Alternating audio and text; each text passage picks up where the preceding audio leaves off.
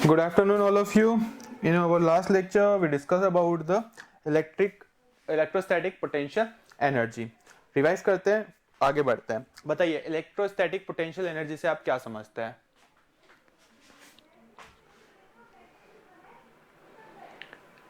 Electrostatic potential energy कल पढ़ा था ना हमने.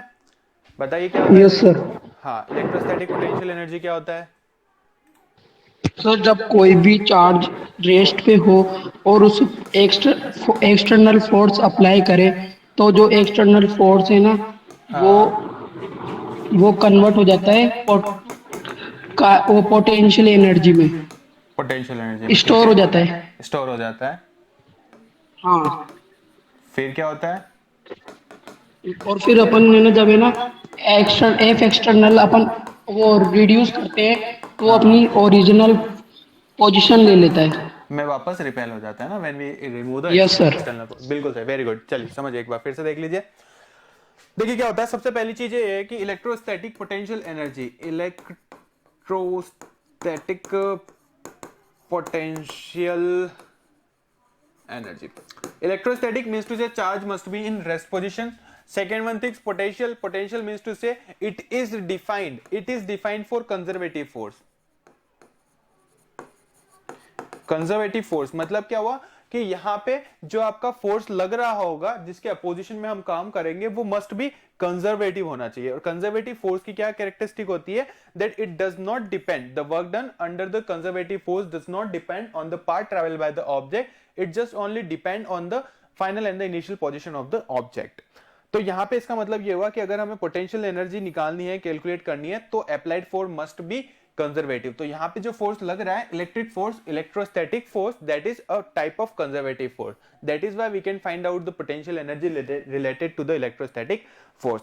क्लियर हुआ सबको कि इलेक्ट्रोस्टैटिक फोर्स के लिए हम पोटेंशियल एनर्जी क्यों निकाल सकते हैं? क्योंकि ये एक आपका कंजर्वेटिव फोर्स है. अब कंजर्वेटिव फोर्स का मतलब ये हुआ कि अगर हम चार्ज को, ध्यान से समझिएगा, चार्ज को एक्सटर्नल फोर्स लगा करके यहां से यहां पे ला रहे हैं, पी से आर पे ला रहे हैं, पी से आर पे ला रहे हैं, तो चाहे हम उसे डायरेक्ट पी से आर पे लाए स्ट्रेट डायरेक्शन में, स्ट्रेट लाइन की रेस्पेक्ट में, या फिर हम उसे कहीं से घुमा करके यहां पे लाए, या किसी भी पाथ से हम उसे यहां पे लाए, तीनों ही केसेस में, फर्स्ट, सेकेंड और थर्ड, तीनों ही केसेस में जो वर्क डन होगा वो सेम होगा. और तीनों ही केसेस में जितनी इसमें पोटेंशियल एनर्जी स्टोर होगी वो भी सेम होगी.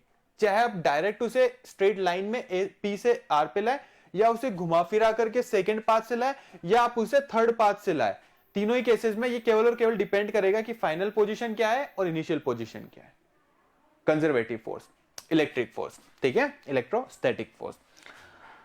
तो यहां पे क्या होगा कि जब हम इस चार्ज पे एक्सटर्नल फोर्स लगाएंगे तो हम वर्क डन करेंगे किसके अगेंस्ट में? Repulsive force between the charges के अगेंस्ट में वर्क करेंगे. तो यहां पे इलेक्ट्रिक फोर्स क्या करना चाह रहा है? इस पॉजिटिव चार्ज को रिपेल करना चाह रहा है. लेकिन हम एक्सटर्नल फोर्स लगा के क्या कर रहे हैं? उसी के अपोजिट काम कर रहे हैं. हम दोनों को मिलाना चाह रहे हैं, हम दोनों को पास मिलाना चाह रहे हैं. So when we applied external force, then the external force done the work against the electric force which is opposing the positive charge and which is does not allowing to come near to the positive charge. So that external force also doing a work because force is acting and the charge is displacing from its position. So work done is there. So this work done is stored in the terms of potential energy. क्योंकि जब हम force को remove करेंगे तो ये charge वापस से repel हो जाएगा. जो पोटेंशियल एनर्जी इसमें स्टोर होगी वो वापस से काइनेटिक एनर्जी में कन्वर्ट होकर के और अपनी इनिशियल पोजीशन में ले आएगी. तो यहां पे जो पोटेंशियल स्टैटिक एनर्जी स्टोर होगी वही स्टोर्ड एनर्जी कहलाएगी आपकी इलेक्ट्रोस्टैटिक पोटेंशियल एनर्जी. ना क्वेश्चन अगर कि सर स्टैटिक पोटेंशियल एनर्जी है तो यहां पे मोशन क्यों हो रहा है? तो ध्यान से समझिएगा, ये जो एनर्जी स्टोर हुई है वो कब हुई है? जब ये चार्ज हमारा यहां पे रुक चुका है. अभी हमने फोर्स लगा रखा है लेकिन चार्ज स्टेशनरी पोजीशन में है. Both charge are in stationary position. इस कंडीशन में इसके अंदर जो है वो स्टैटिक एनर्जी स्टोर्ड है, पोटेंशियल एनर्जी स्टोर्ड है. तो हम कब बात कर रहे हैं? जब चार्ज दोनों की दोनों रेस्ट पोजीशन में है. That is why it is called as electrostatic potential energy. Clear है? डाउट समझ में आ रहा है सबको? किसी को कोई प्रॉब्लम? Yes sir. हाँ, पूछते रहना, छोटा सा भी डाउट हो तो पुट अप करिएगा. तो यहां पे समझा कि इलेक्ट्रोस्टैटिक पोटेंशियल एनर्जी होती क्या है, किसके लिए डिफाइंड होती है और यहां पे क्यों स्टोर हो रही है और कैसे स्टोर हो रही है। चाहे आपका सेम पोलैरिटी का चार्ज हो या चाहे आपका अपोजिट पोलैरिटी का चार्ज हो, दोनों ही केसेस में हमारी इलेक्ट्रोस्टैटिक पोटेंशियल एनर्जी डिफाइंड होगी। बस फर्क क्या होगा, फर्क इतना होगा कि अगर दोनों सेम पोलैरिटी के चार्ज है, चाहे वो नेगेटिव नेगेटिव ही क्यों ना हो, तो वहां पे हमें जो एक्सटर्नल फोर्स लगाना पड़ेगा वो डेफिनेटली किसके अगेंस्ट लगाना पड़ेगा, इलेक्ट्रिक फोर्स के अगेंस्ट लगाना पड़ेगा। और इलेक्ट्रिक फोर्स क्या चाहेगा, इन दोनों को एक दूसरे से दूर करना चाहेगा, चाहे दोनों पॉजिटिव हो या चाहे दोनों नेगेटिव हो, दोनों के बीच में क्या लगेगा, रिपल्सिव फोर्स लगेगा। तो इलेक्ट्रिक फोर्स हमारा रिपल्सिव है और हम जो एक्सटर्नल फोर्स लगा रहे हैं वो हम उसे अट्रैक्ट कराना चाह रहे हैं, तो दोनों एक दूसरे के अपोजिट है, कोई दिक्कत नहीं है। सेम अगर हम बात करें अपोजिट पोलैरिटी के अंदर, तो अपोजिट पोलैरिटी के अंदर इलेक्ट्रिक फोर्स क्या है, आपका अट्रैक्टिव टाइप का फोर्स है, हमें उसके अगेंस्ट अप्लाइड फोर्स लगाना है, तो वो क्या करेगा, इन्हें सेपरेट करेगा, एक्सटर्नल फोर्स। तो इलेक्ट्रिक फोर्स चाहता है दोनों जुड़े रहे और एक्सटर्नल फोर्स हम क्या करेंगे, एक्सटर्नल फोर्स की हेल्प से इन्हें अलग करेंगे, तो वहां पे भी दोनों एक दूसरे के अपोजिट है। उस केस में भी आपकी पोटेंशियल एनर्जी स्टोर हो जाएगी, उस केस में भी आपकी पोटेंशियल एनर्जी स्टोर हो जाएगी। और एक चीज और ऑब्जर्व करने लायक थी, वो क्या थी कि जैसे जैसे हम एक्सटर्नल फोर्स लगा रहे हैं, जैसे जैसे चार्ज दूसरे चार्ज के पास आता जा रहा है, वैसे वैसे फोर्स की वैल्यू हमें और ज्यादा इंक्रीज करनी पड़ेगी, और ज्यादा पास लाने के लिए फोर्स की वैल्यू और इंक्रीज करनी पड़ेगी। क्यों? क्योंकि जैसे जैसे डिस्टेंस कम होगी वैसे वैसे इलेक्ट्रिक फोर्स इंक्रीज होता जाएगा, क्योंकि इलेक्ट्रिक फोर्स का फॉर्मूला होता है k q1 q2 upon r square. तो अगर डिस्टेंस की वैल्यू कम होती जाएगी तो इलेक्ट्रिक फोर्स की वैल्यू बढ़ती जाएगी, तो उसे अपोज करने के लिए हमें एक्सटर्नल फोर्स को भी और ज्यादा बढ़ाना होगा, then only it could be in the motion. Clear है? ये चीजें ऑब्जर्व करने लायक थी, इस चीजों को समझना था। अब बढ़ते हैं आगे और देखते हैं इससे रिलेटेड कुछ डेरिवेशंस। तो हमने देखा इलेक्ट्रोस्टैटिक पोटेंशियल एनर्जी क्या होता है।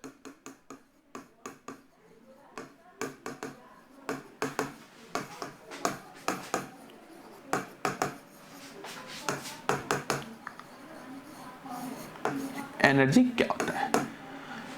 नाउ क्वेश्चन अकर कि सर जब हम इलेक्ट्रिक फील्ड पढ़ चुके हैं, जब हम इलेक्ट्रिक फील्ड पढ़ चुके हैं, इलेक्ट्रिक फील्ड की हेल्प से हम इलेक्ट्रिक फ्लक्स भी निकाल चुके हैं, इलेक्ट्रिक फील्ड की हेल्प से हम इलेक्ट्रिक फ्लक्स भी निकाल चुके हैं, तो फिर इलेक्ट्रिक पोटेंशियल एनर्जी या इलेक्ट्रिक पोटेंशियल पढ़ने की क्या जरूरत है, क्यों पढ़े, कहां काम में आएगी। तो चीज समझिए, एक बात समझिएगा कि ये जो इलेक्ट्रिक फील्ड है, किसी भी पॉइंट पे अगर हमें इलेक्ट्रिक फील्ड निकालनी है तो ये आपकी वेक्टर क्वांटिटी है। एग्री कर पा रहे हैं? इलेक्ट्रिक फील्ड जो है वो क्या है, हमारी वेक्टर क्वांटिटी है।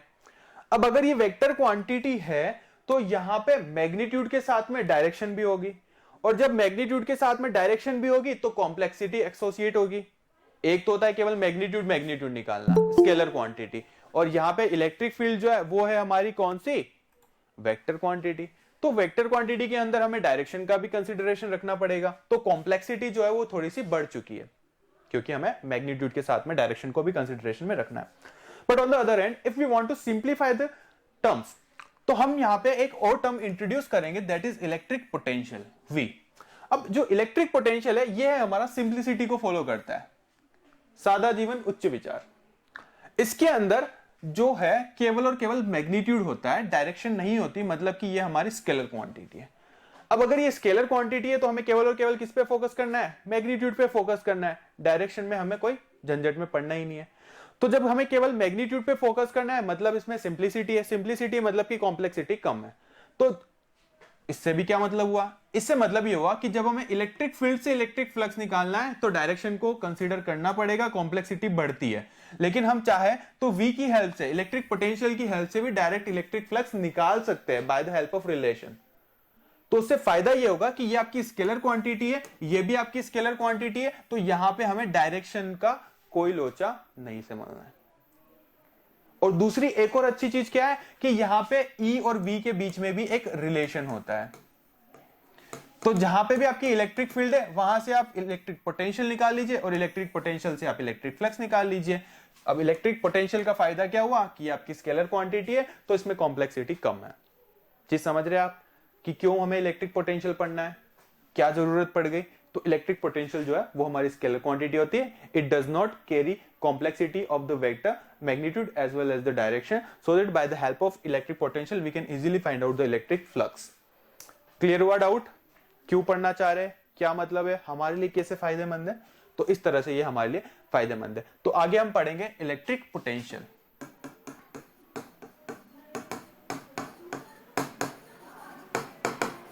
इलेक्ट्रिक पोटेंशियल, उसके बाद हम पढ़ेंगे इलेक्ट्रिक पोटेंशियल डिफरेंस.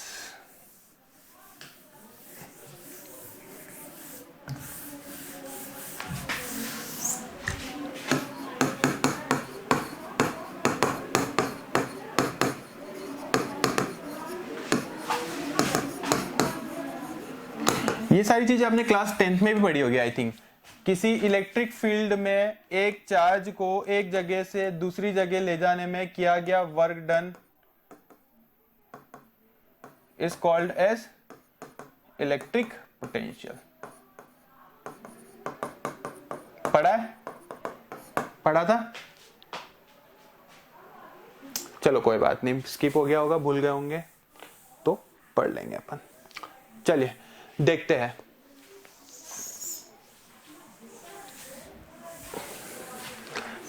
छोटा सा डेरिवेशन है, छोटी सी टर्मिनोलॉजी से समझते हैं.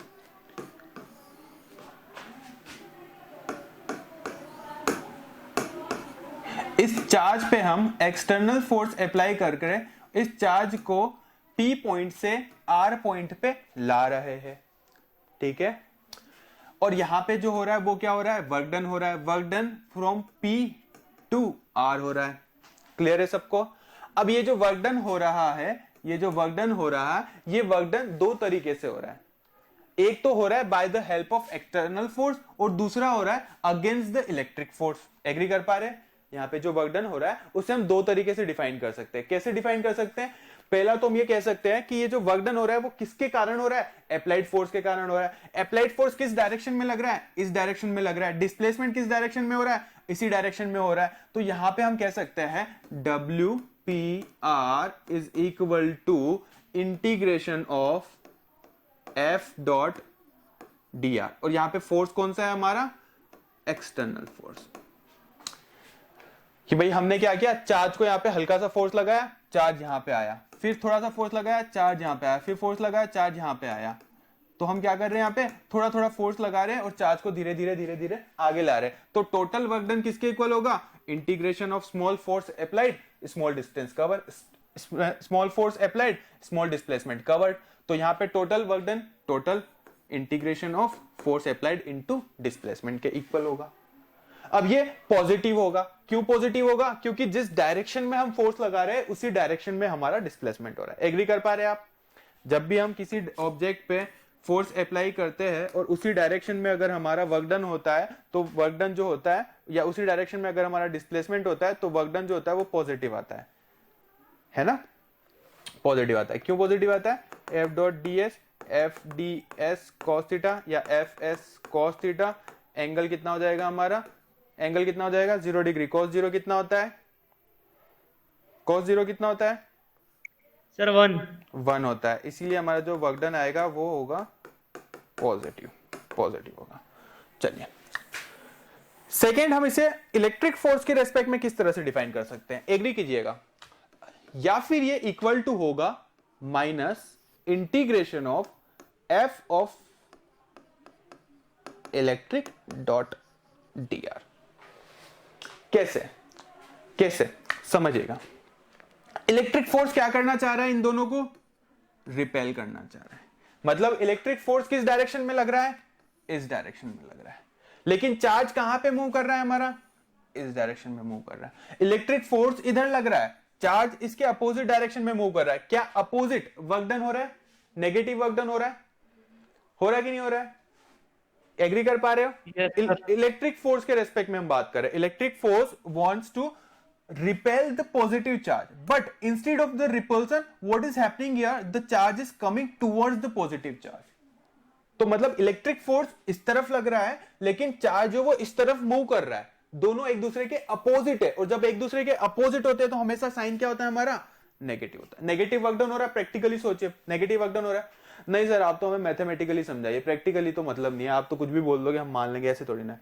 चलो मैथमेटिकली समझाते हैं, समझिएगा समझिएगा। एक बात बताइए, क्या मेरी डिस्टेंस जो है वो रिड्यूस होती जा रही है? पहले कितनी डिस्टेंस थी? इतनी थी, R1। जैसे ही फोर्स अप्लाई हुआ opposite to the electric force work done हुआ, चार्ज यहां पे आ गया, ये हो गई हमारी R2, और ज्यादा पास आ गया R3। क्या मेरी जो डिस्टेंस है वो रिड्यूस होते जा रही है?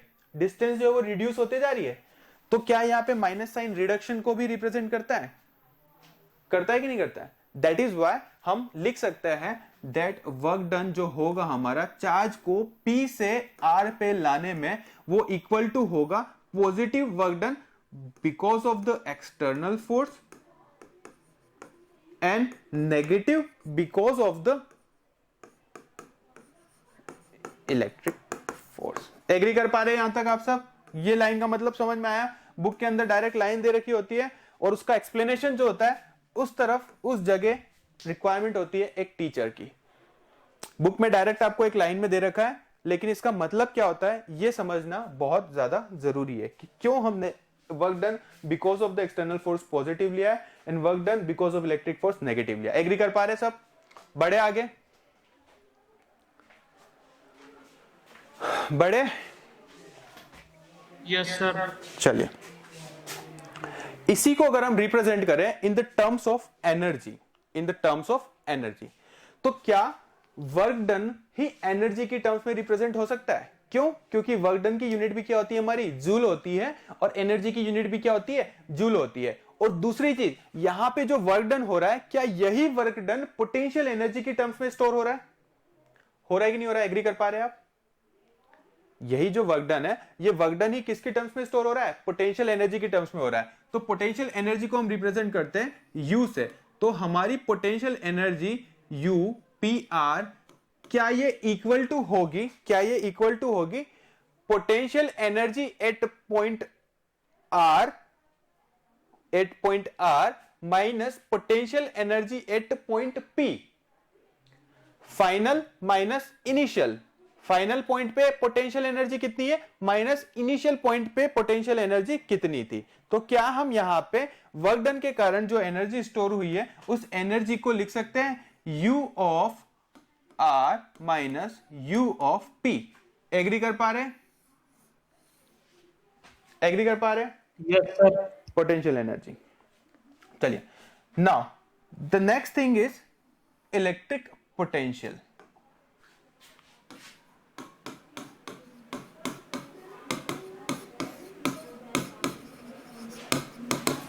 Electric potential is defined as the potential energy stored per unit charge.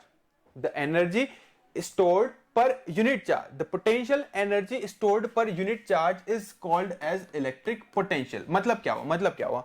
मतलब यह हुआ कि for an example, अगर मान लीजिए यहां पे कोई चार्ज है, ये चार्ज P पॉइंट पे है, ये चार्ज P पॉइंट पे है, और इस चार्ज के अंदर जो एनर्जी स्टोर्ड है वो है हमारी UP। पोटेंशियल एनर्जी जो स्टोर्ड है वो है हमारी UP। तो यहां पे इस पॉइंट पे इस चार्ज का इलेक्ट्रिक पोटेंशियल जो है वो होगा हमारा VP is equal to potential energy कितनी है UP, और इस पे चार्ज की वैल्यू कितनी है Q, UP divided by Q। Electric potential energy per unit charge is called as electric potential. Is it clear to everyone? अगर मान लीजिए इस पॉइंट पे ये चार्ज है जिसकी वैल्यू Q है, और यहां पे इसके अंदर जो पोटेंशियल एनर्जी स्टोर्ड है उसकी वैल्यू है UP, तो यहां पे हमारा इलेक्ट्रिक पोटेंशियल जो है वो किस तरह से डिफाइंड होगा? पोटेंशियल एनर्जी स्टोर्ड पर यूनिट चार्ज। तो पर यूनिट जब भी हमें निकालना होता है हम उस क्वांटिटी को डिवाइड कर देते हैं। जैसे charge per unit length, charge per unit length का मतलब क्या हुआ कि जितना टोटल चार्ज था उसे हमने टोटल लेंथ से डिवाइड कर दिया, तो हमारे पास क्या आ जाएगा? चार्ज पर यूनिट लेंथ आ जाएगा। उसी तरीके से अगर हमें निकालना है total potential energy per unit charge, तो हम टोटल पोटेंशियल एनर्जी को डिवाइड कर देंगे चार्ज से, तो हमारे पास आ जाएगा potential energy per unit charge. वही हमारा कहलाता है इलेक्ट्रिक पोटेंशियल।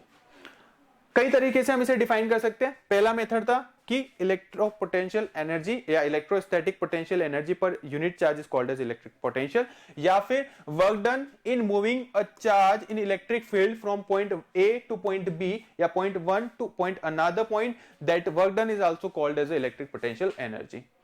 क्लियर है? तो ये था आज का हमारा टॉपिक। आज हमने देखा कि इलेक्ट्रोपोटेंशियल एनर्जी जो है वो किस तरह से डिफाइंड होती है और साथ ही इलेक्ट्रिक पोटेंशियल का मतलब क्या होता है। अगले लेक्चर में अब देखेंगे इलेक्ट्रोपोटेंशियल डिफरेंस, इलेक्ट्रिक पोटेंशियल डिफरेंस। ठीक है, पढ़ के आइएगा, रिवाइज करके आइएगा। मिलते हैं अगले लेक्चर में। कोई डाउट हो तो मैसेज कर दीजिएगा।